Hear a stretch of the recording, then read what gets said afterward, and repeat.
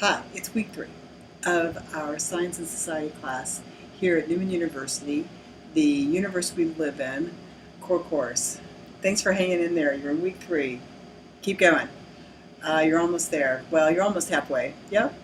For this week, I'm asking that you take a look at chapters, I believe it's 6 and 10 in McClellan and Dorn, right? 6 and 10. Let me double check. Got that right here. Yeah, 6 and 10. And then also finish volume 1 of Frankenstein, Mary Shelley's Frankenstein, such that you are keeping that reading going and you're getting close to the halfway point of Frankenstein. You have a paper due there, so make sure you keep up with that. The other things in this module that we're going to talk about, you may not have done some reading on, so you're going to be flying a little bit by the seat of your pants on some of these, but we're going to talk a little bit about Chinese technology. You certainly can go to McClellan and Dorn and read what they've got there, and that's fine. Go for it. Especially if you have a particular interest for Asian history and you're thinking, oh, my final project, I would like to work on the Chinese contribution to medicine or something of that effect. So please feel free. Just because I have an assignment reading doesn't mean you can't do it. It just won't show up on the quizzes. So that's the deal there. So, but I have included a video on Chinese technology because it does make a big connection to the Western tradition, which we're pretty much focusing on. The other thing that you'll find in this selection is several videos and contributions associated with the world of Islam. Islam forms an interesting bridge between the ancient world and the modern world, in that Islamic scholars continue to work on things that the Greeks were working on, continue to preserve the knowledge of the ancient world.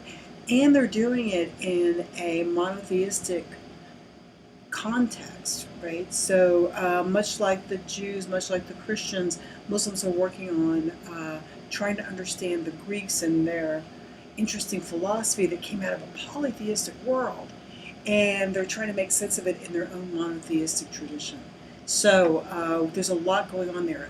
Again, you'll find, I hope, in the videos and your readings on Islam, that unlike Europe, which is where we're headed next, unlike Europe, the Muslims never endured a dark age. They never had to give up urban living. They never had to give up libraries, universities, right? They had those kinds of scholarly inquiries that the Greeks had for quite some time. It'll take a little time for the Europeans to recover that. And one of the ways they will recover that is through their knowledge of Islam. A lot of that they gain in connections through trade, through the Crusades. So that's coming up. So take a look at Islam. You also have an article from The Economist on modern Islam and science. You also have an interesting video from Oklahoma University, from OU. They have a rare books collection, and a lot of it is on science and some of it on rare books out of Islam, on medicine and other topics. So please take a look at that video as well.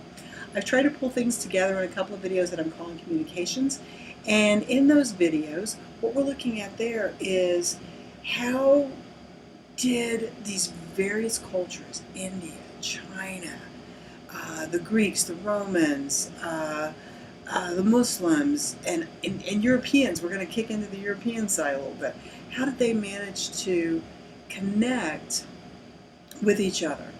When did we go global? How did we go global? So that issue on communications, it's videos 1 and 2 on communications, tries to introduce us to those ideas. So please do your reading in this selection. That is chapters 6 and 10 in McClellan and Dorn. There's an article from The Economist.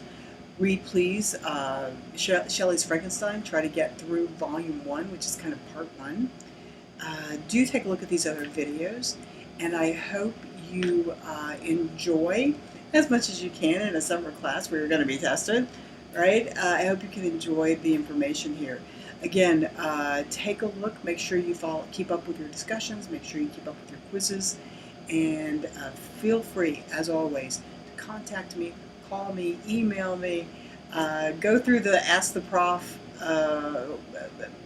tab at Blackboard, and feel free to ask anything that may come to mind.